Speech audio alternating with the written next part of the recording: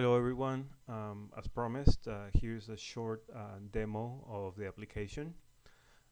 If you go to the to my URL, the qiasys.com, which you see at the top left here, you're going to encounter this screen, and this is basically the login form. Eventually, I'm going to have here the my public website, which lists all the features and options and pricing and whatever for the application. Which, let me reiterate, for you guys, the pricing is zero for life, as long as you help me out with providing feedback.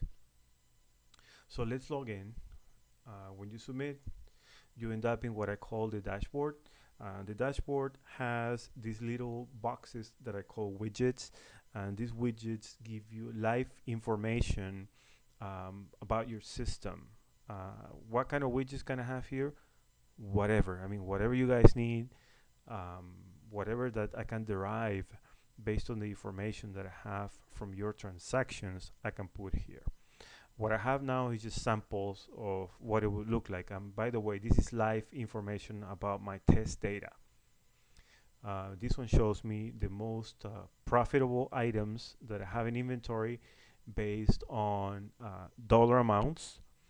This one shows me what I call the business pulse, which is basically two graphs that are overlaid. The red part of the graph is my costs, and the green part of the graph is my profit after. I mean, of course, profit is after you cover your costs, and this will show you how much green there is in your business. So it will give you an idea of how well you're doing, and if you need to put more curves or certain things. And this is just an example of the reports that I can put here. The widgets, because these are not full-blown reports. By the way, like I mentioned in one of my posts at the forum, I blew away the data, so I don't have much data here, but there's something a little bit here that shows what it would look like. And this one is basically the same as the first widget, only that everything is sorted by profit percent. And these blank ones are just placeholders. Basically, I'm going to show the loading until the data is fully populated, and then get rid of the loading and put the data in there like I did with the other ones. So let's start by selling something. So we're going to do this. We're going to find the item that we need to sell that our customer wants to buy from this search. This is the quick search, what I call the quick search field. There's also a more advanced search that you can do more specific things. These are just a few things that I have here, but there is it could be anything. So let's search for products here. Let's search for something that has an F, not even the starts, not even the ends, something that has an F. So this is the listing page. All my listing pages are going to be laid out like this. It's basically the same template.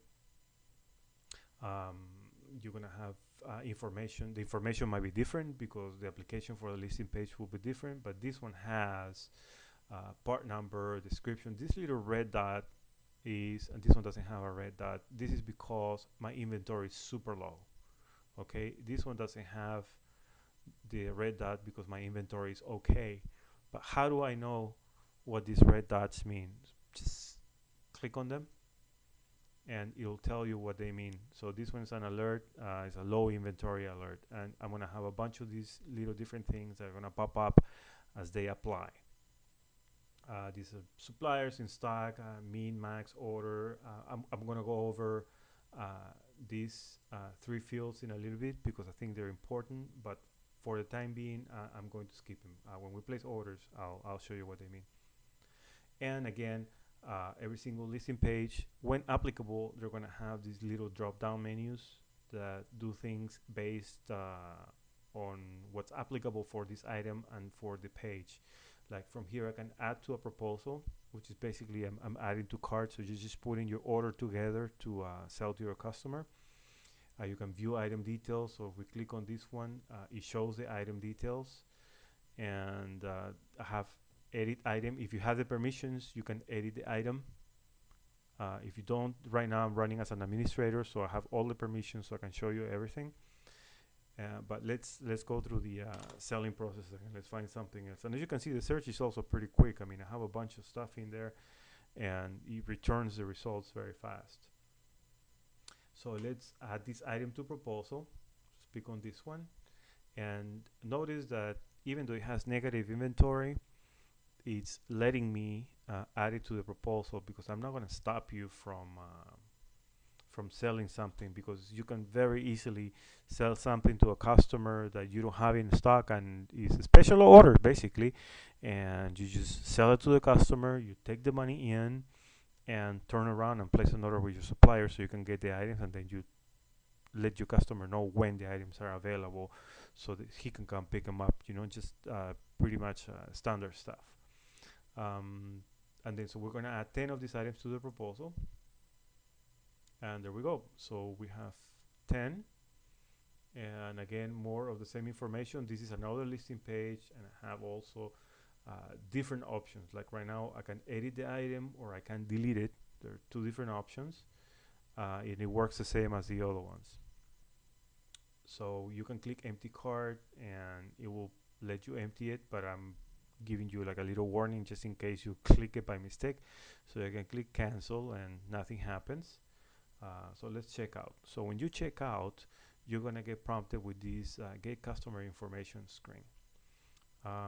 What I try to do in every single page as you that has a form and where it's applicable, I have these autocomplete things. So anytime you see a field that says autocomplete, you can start entering something and it will bring up things that I have already in the database. So basically, when I clicked it, when I put the letter F, it went out to the database, and I grabbed whatever match, and it came back. So the more you can click more letters, and it will narrow down the results. So right now I don't have much in there.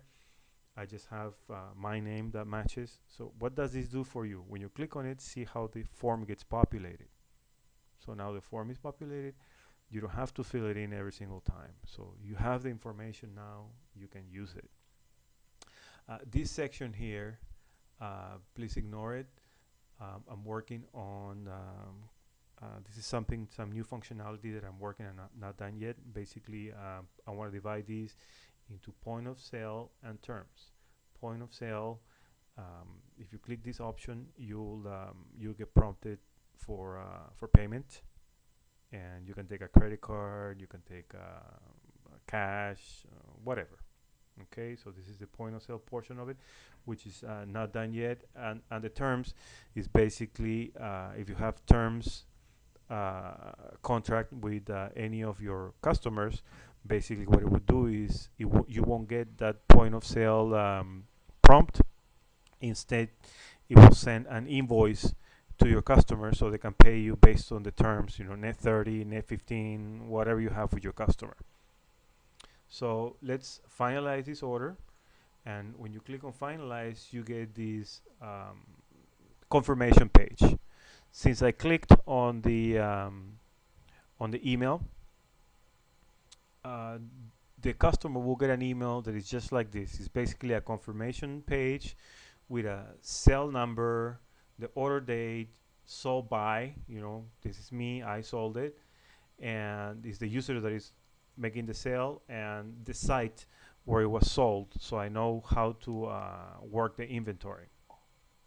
There it is. I just got my order confirmation. So let's look at that. It should be, where is that account? Here. So this one is one that I placed earlier on the take one. This one is take two. So let's see what that looks like. It's basically a PDF, and I like PDFs because the user can't edit it. And so that's what it looks like. It's very similar. It's just a PDF format. These things are things that I want to discuss with you guys, with my customers, as to what to put in there. I can easily set up a configuration page where you can just copy and paste your text there, and then it just gets pulled from the database, and it will get just putting here. It's not hard to do really. So that's how the selling process works. Okay, let's go back to the application. Um, this is how you take inventory out and sell it. But how do you replenish your inventory? Okay, it's actually very simple. Here under purchase, I have something called the order report. And if you click on this order report, it will give me a list of all the items that match the criteria for being reordered. Now, how do I know what the criteria is? This is what I mentioned earlier. This is the min, max, and min order. This is where they come into play. So basically, I have a calculation that is based on when do you set the order, is when your items in stock fall below your min. How many items to order is from what you have, you fell below your min up to your max. Okay? And what is the minimum order is, like for example, there are some items that they come in boxes of 10 only, and you have to order 10 at a time. So if that's the case, you put 10 and it will order it in chunks of 10. Otherwise, you can just put one and order as many as you like.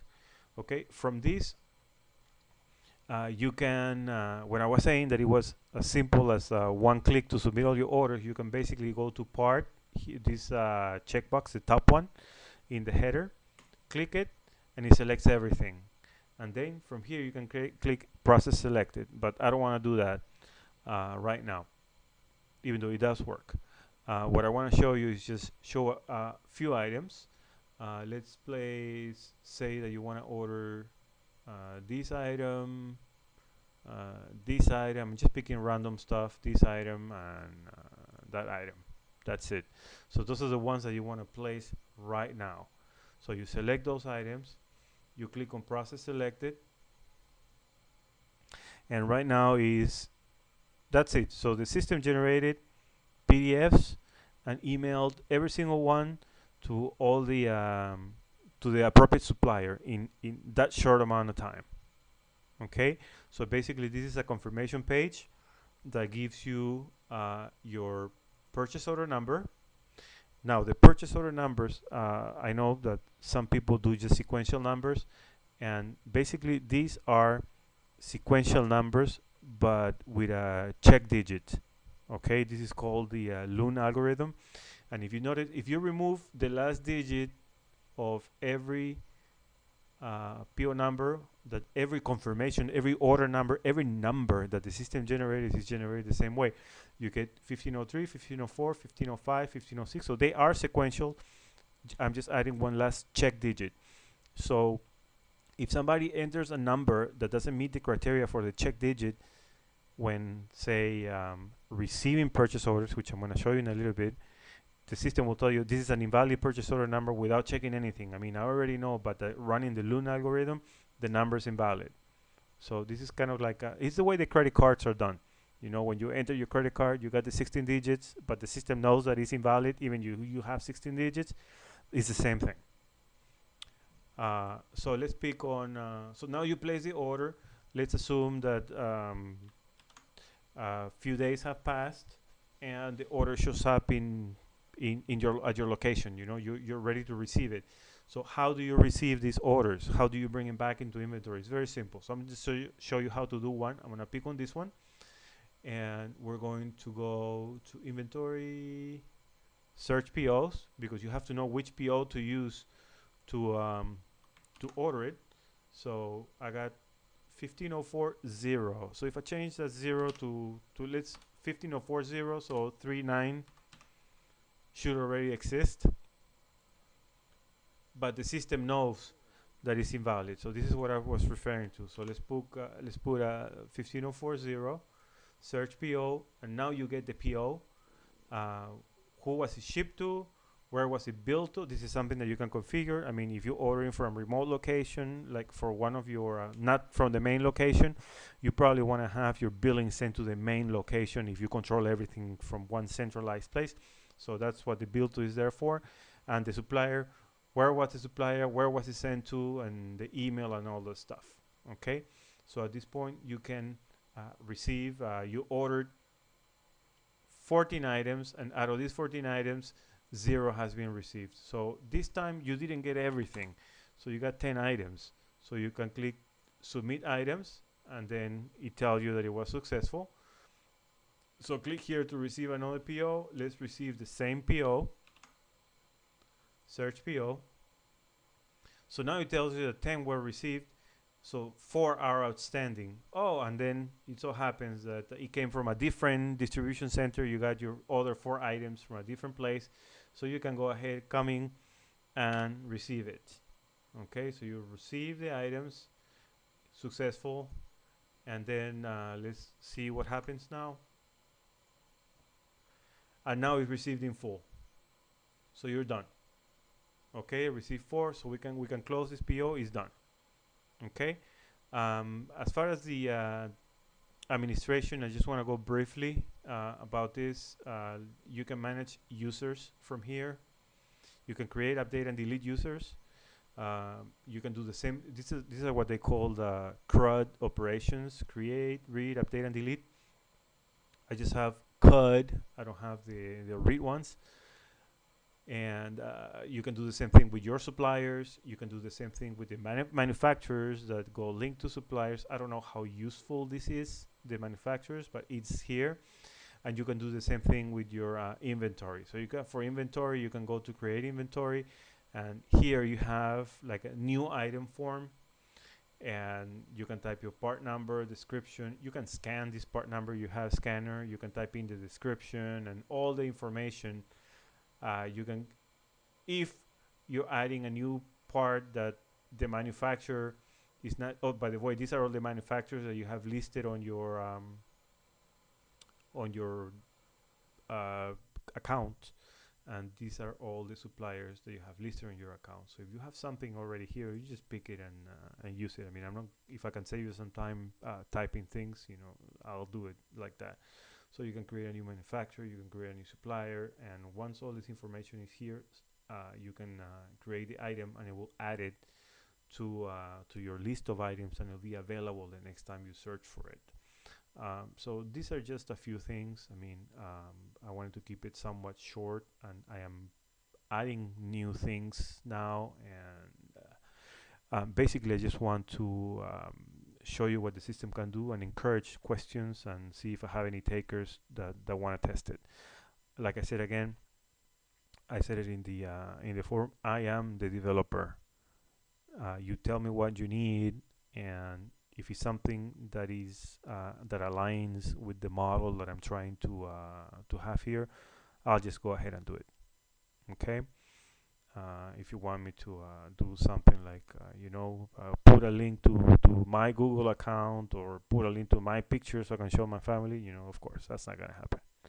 But that's it. So hopefully I can encourage some questions and some takers. Thank you.